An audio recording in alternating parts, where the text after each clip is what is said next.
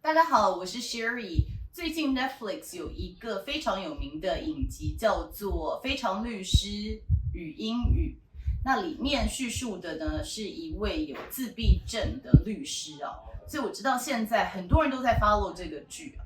那大家就有问我说：“哎，你儿子也是自闭症，那好像跟剧里面的女主角的状况是一样的吗？好像不太一样。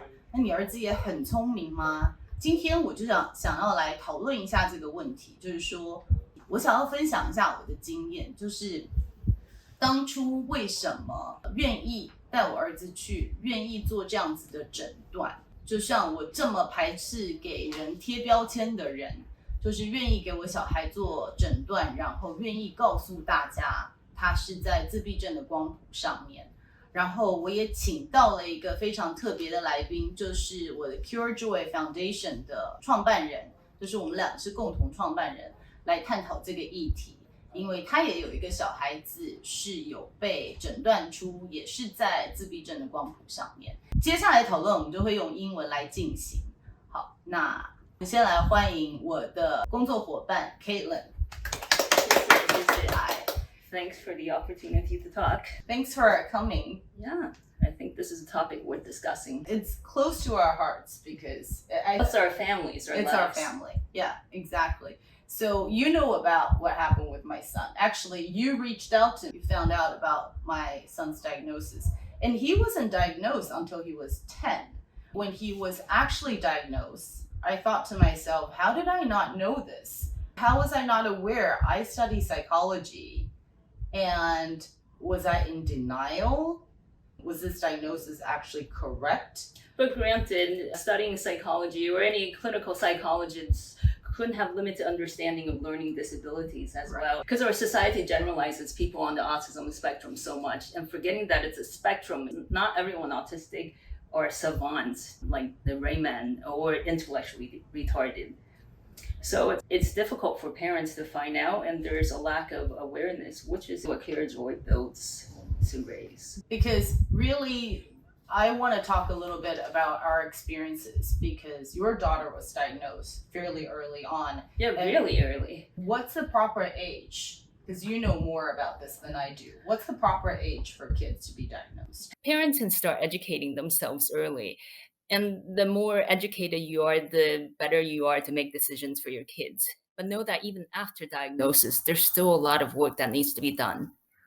Right. Let's explore a little bit about whether or not we should get our kids diagnosed, because there's obviously two sides of the argument. I don't want people to label my kid, because once my kid is labeled, there's a stigma attached to him or her. But on the other hand, if your kid isn't labeled, people don't really know how to interact with your kid. So the upside is after diagnosis, if you're doing the right things, you can customize your child's education plan. You can teach him life skills as a self-advocate so that he doesn't put himself in situations where he's not going to thrive. Here, I want to emphasize that an ounce of prevention is really worth a pound of cure. Early diagnosis and then early intervention alleviates maladaptive behaviors and prevents future complications. For parents who are struggling with the decision on whether to get their kids diagnosed, remember that undiagnosed learning disabilities can lead to depression, anxiety, and lifelong struggles. Right. That's what I was struggling with for a long time, because he went to a new school and I was thinking maybe it's a new environment, maybe it's not him. And he didn't have any problems, or what I consider problems, before he turned 10. Is this thing going to go away? So I really did struggle a lot about whether or not I want him to be diagnosed. And part of the experience that I had was horrible. I shared with you that I took him to a psychiatrist, and he basically just said, maybe it's ADHD. Do you want him to be on the pills? We can just medicate him. And that blew my mind. I was like, you don't even know my son and you want to put him on medication. Is this what's going to happen to my son once he's labeled? But the benefit I found when he was actually diagnosed was that people started to understand why he was doing things the way he did, or why he was stuck on certain concepts and why it was hard to communicate with him when he's completely triggered. You always have to look behind the behavior, what's causing the behavior, the functional needs that are not met, because no child, no individual wants to misbehave. Right. That brings up to the psychologist Alfred Adler said, it's not what's wrong with you, it's what happened to you. Because he's high functioning. People don't see it right away, and there's benefits to that. But I think the downside is he's considered normal a lot of times, and then people just think he's an asshole. Like, why don't you understand? You must be doing this on purpose. Everyone has their own different strengths and weaknesses, and getting diagnosis helps your son become the best student, best professional later on in his life. I have a very different diagnosis story. I was a very busy working mother. Having kids was one of the best experiences of my life. And it was the preschool principal who'd been an educator for 20 years who told me, you might want to get your daughter diagnosed. As a parent, you always think, there's nothing wrong with my kids. Right. So when somebody else tells you, the first reaction is disbelief. There's nothing wrong. My kid's just peculiar. She just has a bad temper. And the cultural influences, extended family, and the general lack of awareness or lack of acceptance for mental health in the Asian community, that doesn't help either. There's a lot of pressure from the extended family not to get diagnosed, but I took her to the largest teaching hospital in Taiwan. She went through almost a whole year of clinical psychologists, psychiatrists, pediatric neurologists, occupational therapists, speech therapists, PT, the whole gamut, and arrived at the diagnosis after that. So you actually went against some of your family's members' wishes. I did. And even after the formal diagnosis, for years and years, they refused to believe the diagnosis. We always say parents are responsible for their kids' actions.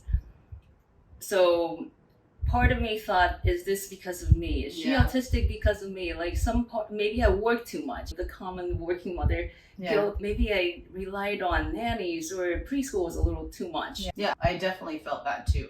I think my family was okay with the diagnosis, but it's the understanding of what autism means. It's a definition of autism because it translates into 自闭症. For them, the image of an autistic kid is just a kid facing the wall. Like facing the wall. That's not such a talking misnomer. Not talking to anyone, but not understanding there's a spectrum and every autistic kid is different. So I think mostly fighting with people with the wrong definition, and also there are people who are saying, are you using this as an excuse for your son's behavior? Here's what they say. Boys will just be boys. Boys are just naughty. That's not And really that's a whole autistic. other topic. Yeah. And I think part of the reason why I found out so late is because he has two older sisters. So the whole time people are telling me, oh, boys are just different. So he's just acting like a boy. I guess I'm in the same boat because my twins are my firstborn, and I know these are probably just my kind of kids. My kids behave like that. I think what we go through is self-doubt and self-blame. A lot of parents go through that. Is it my fault? Is it because I'm a working mom? Is it because I'm not paying enough attention? Or what's wrong with us? And we just want to encourage parents. We just want to say it's not really the parents' fault.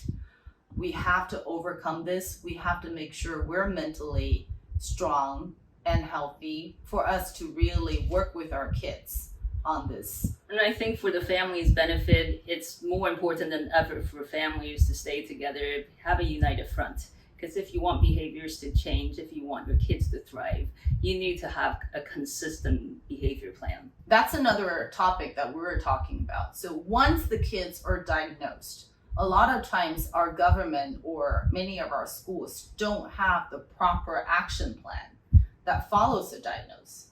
So what it is essentially is you're labeling this kid. Then you're only giving them medication. Autism, it's not a disease. It's a neurological condition. Actually, you talk a little bit more about what autism is. I think a lot of people don't actually understand what that means. So autism It's not a disease, it's a neurological disorder. There may be a few cognitive functions that are delayed, or you just process information differently. People on the autism spectrum tend to have a comorbid sensory processing disorder. So they may be very sensitive to excessive loud sounds, people, changes. These are all things that can be overcome with teaching them life skills, not with medication. Medication can help facilitate change and make it easier. But the gold standard treatment for autism is behavior therapy, specifically applied behavior analysis. Unfortunately, there is a worldwide shortage of behavioral professionals. Waiting lists of 6 months to even 2 years are not uncommon. And many countries around the world don't even have behavior therapists. So it's really about correcting and teaching kids behavior. And for my son, what I'm working on with his psychologist is to do simulations, like what you were telling me about, because autistic kids on a whole, they're not very good with changes. So when they go into the environment, because they're more oblivious to the outside environment and the onset rules. So if you don't tell them ahead of time what appears to be common sense to most people, to them it's like, nobody told me about this. We run simulations. Like, imagine you're in a new school. Imagine going into your classroom, and if someone says this to you, what do you say? If someone says that to you, what do you do? So you run different scenarios in their minds. So when they're actually faced with that situation, they know how to react. Otherwise, it's completely new to them, and we can't really predict. Yes, visualization is a great exercise, but some of the younger kids may not have the skills to do this effectively. They need a physical, tangible social story to help them guide them through challenging scenarios. And we really need to normalize it, because this is no different from a concert pianist practicing thousands of times to fight against stage fright before she actually goes up and perform, because everybody's going to have stage fright. Everybody, autism or not, is going to have sensory sensitivity. When you're overloaded, overstimulated, you're going to feel fatigue and people act out in different ways. Yeah. For example, the people who study MBTI with me, a lot of introverts, right? Introverted people tend to be more like this too. Meaning they're not as eager to interact with the outside world. So but I find many of them push themselves really hard. Be extroverted. They're like, I'm just gonna get rid of this introversion. It's bad. I want to be something else. Well, I think it's because our society gives extroverts more. Views extroverted people as better. Well, they're traits. out there and kind of loud, so of course they're getting the Right. attention. But I think our society is changing. They're now seeing the benefits of being an introvert, and more introverts are being proud of their traits. But you're right. A lot of people still think it's something that they need to conquer. It's a fear. It's especially a struggle for kids growing up, especially in the teenage years. Yeah.